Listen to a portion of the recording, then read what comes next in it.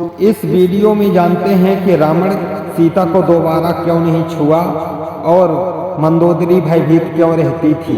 सीता का हरण करके ले जाते समय रावण ने अपनी खड्ग से जटायु का वध कर देता है और जटायु जब भगवान राम से मिलते हैं तो वो बताते हैं कि रावण लेकर सीता को गया है दक्षिण दिशा की ओर और राम के ही गोद में जटायु प्राण त्याग देते हैं।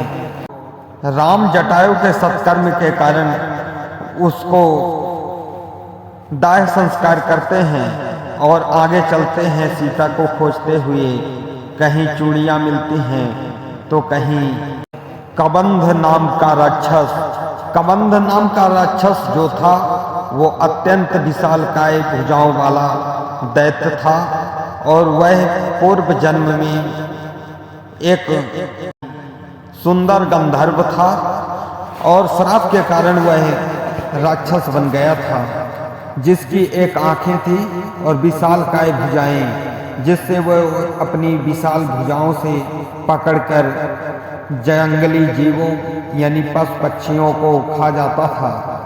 राम ने उसका उद्धार कर दिया और वह अपने गंधर्व रूप में आकर माता सबरी के आश्रम का रास्ता बताता है और कहता है आगे सुग्रीव से तुम्हारी मित्रता होगी और तुम लंका में विजयी होगे, रावण का वध करोगे। जटायु महात्मा कैसे हो गए, वीडियो देखने के लिए डिस्क्रिप्शन बॉक्स में जाएं और देखिए। और कबंध अपने लोक चला जाता है। इधर रावण सीता को ले जाकर अशोक वाटिका में रख देता है और उसके अगल बगल भयानक राक्षसियों का पहरा लगा देता है और सीता को अपनी जबरन महारानी बनाने के लिए वह अशोक वाटिका जाता है, परंतु उसे कुबेर का श्राप याद आ जाता है। कुबेर ने उसे श्राप दिया था क्योंकि कुबेर की पत्नी के साथ उसने बलात्कार किया था। इसी कारण कुबेर ने उसे श्राप दिया था कि अगर तुम किसी भी स्त्री को उसके इच्छा के विरुद्ध छुओगे तो तुम्हारे सर के 100 टुकड़े हो जाएंगे। इसी श्राप के कारण रावण ने दोबारा सीता जी को नहीं छुआ।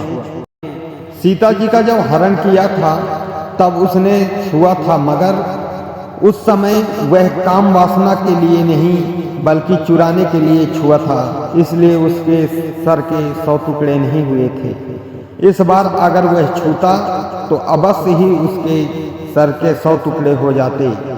इधर सीता जी लंका में भोजन नहीं करती, तब त्रिजटा समझाती है कि हे पुत्री, तुम अगर भोजन नहीं करोगी और तुम्हारे पति तुम्हें ढूंढते हुए लंका आएंगे और तुम मर जाओगी तो वो किसके लिए आएंगे और वो निराश हो जाएंगे।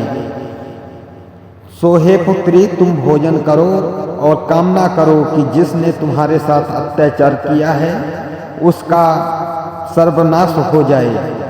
सीता कहती हैं, हे माता, मैं रावण के राजभोग का सेवन नहीं करूंगी क्योंकि मेरे पति वन में कंदमूल इत्यादि फलों का सेवन करते हैं। तभी त्रिजटा बताती है कि लंका में भी सात्विक भोजन करने वाले रहते हैं, जैसे कि विभीषण के यहाँ से सीता जी को भोजन आता था, फल फूल इत्यादि विभीषण की पुत्री लाया करती थी। इधर मंदोदरी के मन में विचार आता है कि सीता बड़े दिनों से लंका में रह रही है, इससे उसके वस्त्र मैले हो गए होंगे, तो वह अपनी दासी के हाथों सीता के लिए नए वस्त्र भिजवाती है और कहती है कि ये स्त्री धर्म का पालन है कि हमारे घर अगर कोई आया है तो उसके लिए अच्छे वस्त्र भेजे जाएं। जब मंदोदरी की दासी सीता जी के पास वस्त्र लेकर जाती है तो सीता जी साफ मना कर देती हैं कि हे दासी, मैं ये वस्त्र नहीं पहनूंगी, परंतु मंदोदरी को मेरा धन्यवाद कहना और उसे कहना कि वह अपने पति को समझाए कि मुझे वापस राम के पास, मेरे प्रभु के पास भेज दे, वरना उसके कुल का सर्वनाश हो जाएगा। मुझे राम के पास भेजकर क्षमा याचना करेगा। रावण तो हो सकता है दयालु हैं, प्रभु राम उसे क्षमा कर देंगे।